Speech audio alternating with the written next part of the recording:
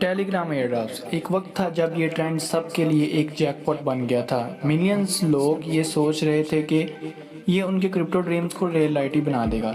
लेकिन जैसे जैसे टाइम गुजरता गया एक डार्क रियलिटी सामने आई। उन बॉट्स के पीछे क्या है जो आपको फ्री कॉइन्स का वादा करते हैं?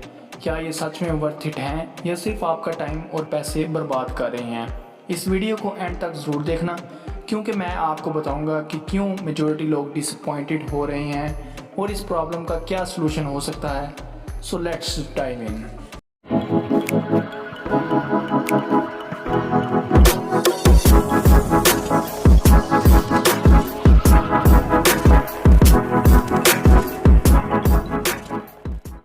हेलो गाइज, मेरा नाम है वैस अहमद और welcome to my channel Android 966। So guys, मैं काफ़ी टाइम बाद ये वीडियो बना रहा हूँ अपने चैनल पे। ऑलमोस्ट 1 साल होने वाला है, तो काफ़ी टाइम बाद वीडियो आ रही है इस चैनल पे। तो क्या वजह हुई, क्या ये हम कभी बाद में डिस्कस करेंगे किसी वीडियो में। लेकिन आज काफ़ी एक इम्पॉर्टेंट टॉपिक है जो जिस पे मैं बात करना चाहता हूँ आपके साथ, जो कि काफ़ी वायरल है आजकल, हर एक को ही पता है इस बारे में। तो इसके रिलेटेड ही मैं यहाँ पर आज की वीडियो में बात करूँगा। तो शुरुआत में टेलीग्राम के एयरड्रॉप्स को एक बहुत ज़बरदस्त ट्रेंड समझा गया था और इसको बूस्ट दिया नोटकॉइन ने, जो एक टैप टू अर्न प्रोजेक्ट था। ये एक गेम चेंजर प्रोजेक्ट बना जब इसने बहुत ही कम टाइम में 35 मिलियन यूज़र्स गेन किए। अवाम बहुत एक्साइटेड थी क्योंकि उन्हें रियल रिवार्ड्स कमाए।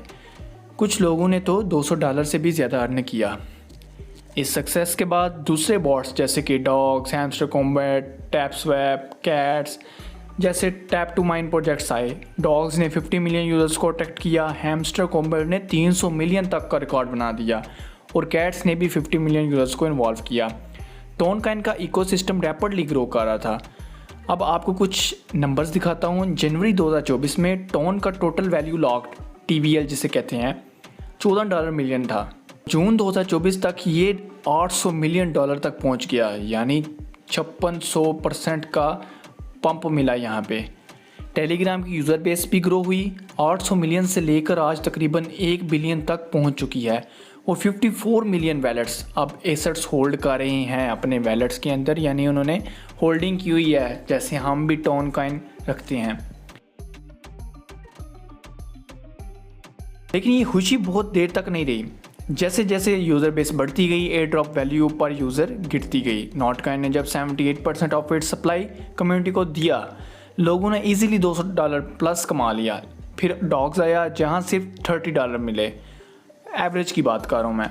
और जब हैमस्टर कॉम्बैट लॉन्च हुआ, एवरेज यूज़र को सिर्फ $5 मिल रहा था।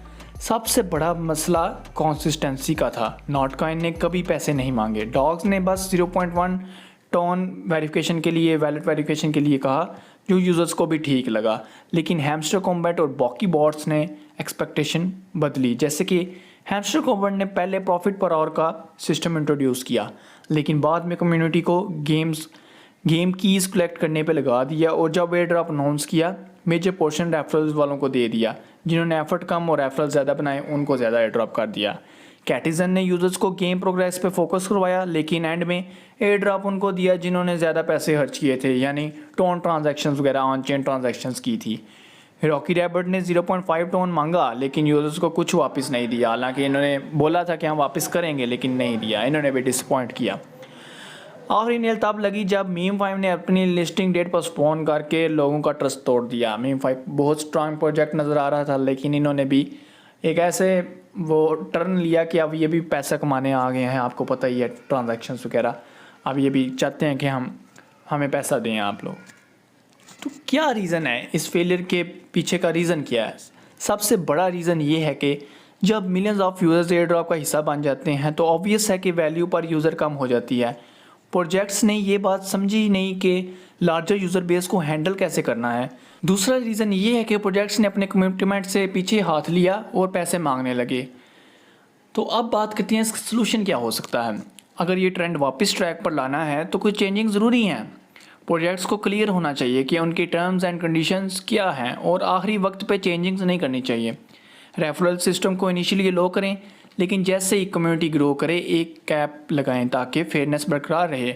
ऐसा नहीं होना चाहिए कि जो यूट्यूबर है या जिसके पास ज़्यादा कम्युनिटी है उसको इतने रेफरल्स दे के तो उसको एयर ड्रॉप ज़्यादा मिल जाता है और आम इंडिविजुअल यूज़र जो मेहनत भी ज़्यादा करता है उसको एयर ड्रॉप नहीं मिलता, तो फेयरनेस नहीं रहती। तो ये ज़रूरी है।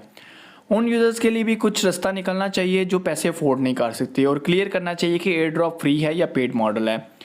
प्रोजेक्ट्स को फेजेस में डिवाइड करना चाहिए जहां पॉइंट्स फार्मिंग को कंट्रोल में रखा जाए ताकि अनवांटेड यूज़र्स को मैनेज करना आसान हो।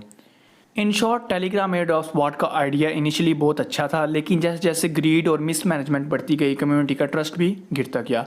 लेकिन अगर डेवलपर्स इन सजेशंस पे अमल करें तो ये ट्रेंड वापस अच्छा बन सकता है, क्योंकि ये बहुत ईजी है और हर कोई यहाँ पे इतनी आवाम हर फील्ड से इस यहाँ पे क्रिप्टो वाली फील्ड के एयर ड्रॉप वाली फील्ड के अंदर आई सिर्फ टेलीग्राम की वजह से, क्योंकि इसने इस चीज़ को एयर ड्रॉप्स को इतना आसान कर दिया कि कोई भी बच्चा भी आके यहाँ पे पार्टिसिपेट कर सकता था एयर ड्रॉप में। वरना आपको पता है एयर ड्रॉप्स कितने मुश्किल, टेस्ट नेट के फॉसेट लेना पड़ता है, वेबसाइट वाला काम, बहुत सारी एक्सटेंशंस, तो इस तरह के एयर ड्रॉप्स होते थे। लेकिन टेलीग्राम ने इस चीज़ को बहुत ईजी कर दिया है।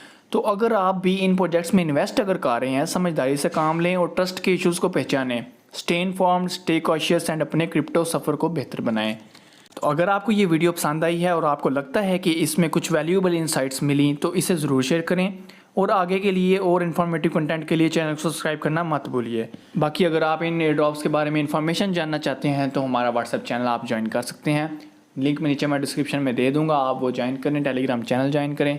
व्हाट्सएप चैनल पे आपको मेरा सारा डाटा भी मिल जाएगा, क्योंकि मैं उन एयर ड्रॉप्स की बात करता हूँ जो बिल्कुल लेजिट होते हैं। मैंने फजूल एयर ड्रॉप्स पे आपको काम नहीं करवाना, आपका टाइम वेस्ट नहीं करवाना। मैं बिल्कुल वेरीफाइड एयर ड्रॉप शेयर करता हूँ, और उन पे भी ऐसे नहीं कि अगर वो कुछ भी करता जा रहा है तो मैं कहूँ जी ठीक है, मुझे तो रेफरल चाहिए तो मैं उसकी तारीफ़ ही करता रहूँगा। ऐसा नहीं है। मैं प्रोजेक्ट जब लॉजिकली बात मैं करता हूँ, प्रोजेक्ट जब ठीक काम करेगा मैं कहूँगा ये ठीक है। जैसे ही मुझे लगेगा ये प्रोजेक्ट अपने रास्ते से हट रहा है, ये कुछ खराबी कर रहा है, मैं बताऊँगा, और मैं बताता हूँ, इसका प्रूफ है। आप मेरा व्हाट्सएप चैनल एक दफ़ा विज़िट करें, जो न्यू मेंबर्स हैं वो एक दफ़ा विज़िट करके देख लें, मैं वहाँ पे बताता हूँ। सो डेट्स इट, आज की इस वीडियो में बस इतना ही था। उम्मीद करता हूँ आपको वीडियो पसंद आई होगी। तो मैं मिलता हूँ किसी और ऐसी इंटरेस्टिंग वीडियो में, तब तक के लिए टेक केयर एंड अल्लाह हाफिज़।